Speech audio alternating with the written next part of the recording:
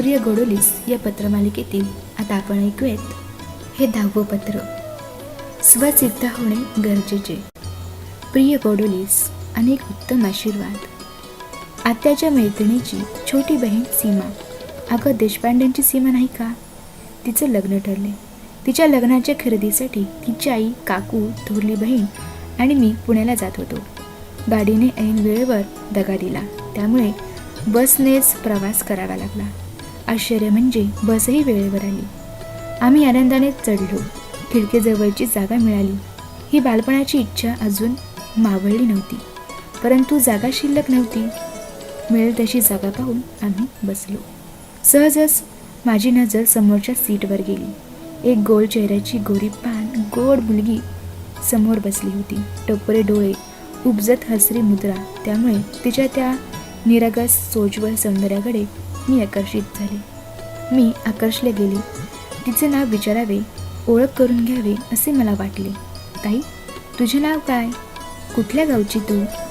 तिच्या टपोऱ्या डोळ्यात पाहत मी विचारले. ते डोळे माझ्या दिशेने वळले, पण त्याला नजर नव्हती. ती म्हणाली, मावशी, माझ्याशी बोलताय का आपण? मी हो म्हणताच ती उत्तरली, माझे नाव सुवर्णा परदेशी. मी शिरूरला राहते. पुण्यात एका टेलिफोन ऑफिसमध्ये ऑपरेटर म्हणून काम करते, त्यामुळे रोजचाच हा प्रवास आहे. सकाळी 8ला घरातून निघायचे व रात्री 8ला परत. मावशी, तुमचे नाव काय? तुम्ही कुठल्या गावच्या? मीही माझी माहिती सांगितली.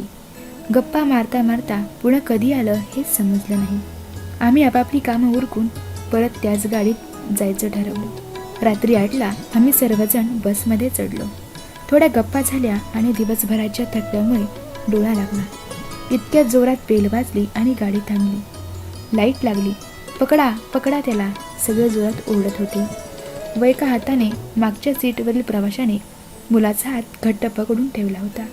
आम्ही सगळेच गोंधळून गेलो. काय झाले ते समजलेच नाही. इतक्यात सुवर्णाने खुलासा केला, मी मुलगी आहे, शिवाय आंधळी आहे. याचा हा फायदा घेत होता.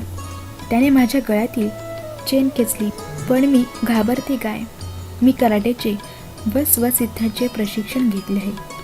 घ्या कंडक्टर काका, याला तुमच्या ताब्यात आणि त्या पोलिसात. आम्ही सर्वच अवाक झालो. सुवर्णाचा आत्मविश्वास, धाडस आणि समयसूचकता पाहून.